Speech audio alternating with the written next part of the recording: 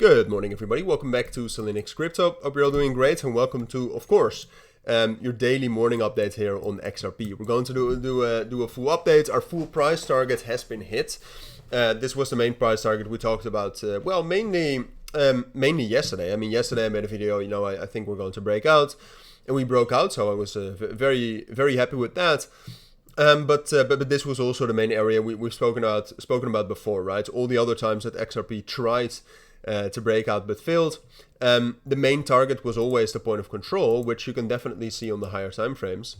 The point of control right here at 2.4, 2.45. What you can see if you zoom out is that just by far most of the liquidity, especially most of the liquidity within this range, has been traded at that level, right? So that tends to work as a bit of a magnet.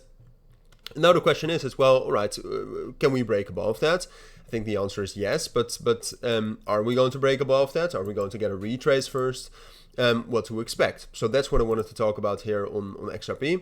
I think first of all, if you look at the 12-hour time frame and just in general how the market is feeling, my main expectation and my main prediction on the higher time frames would be that we are still going for that value area high right here at 2.6. All right, so what that means is that I think we are going to retrace from 2.48, 2.42 right here, which is the main point of control area. I think we're going to retrace, but then I do think we're going to get a favorable reaction at the main support level we have right now between 2.34 and let's say 2.3. Let's keep a little bit of margin in check.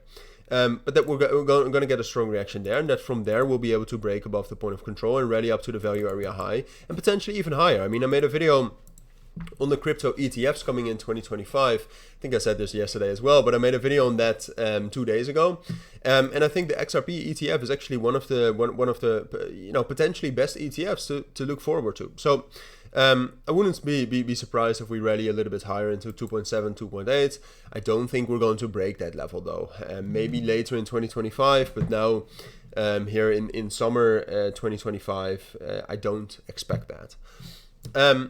But yeah, so those are generally my thoughts. But one of the key reasons why I think that is that, yesterday we had two high volume candles, as you can see, in the evening, but also during the Europe session. And now you can see we're rallying higher, but we're making some bearish divergences, right? With the price going higher, volume going lower, open interest going higher, so that means more leverage, and RSI going lower. So you have these divergences at a high liquidity zone. And then, like I said before as well, we have that important support level around 2.30, 2.34, 2.32, but also more things down there, as you can see, that function as a bit of a magnet. We have a weak high at 2.39. We have a naked point of control at 2.38. We have fair value gaps all the way down to 2.31.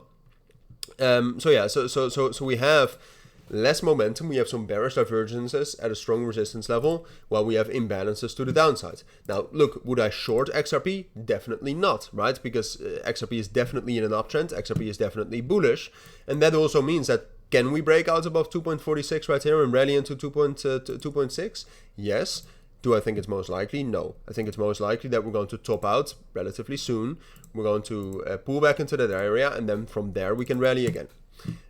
Those are my thoughts. I think that's what you need to know regarding XRP. So hopefully that helps. But that's all you need to know, I think, for at least a short term. So I'll see you all in my next videos. Take care and bye.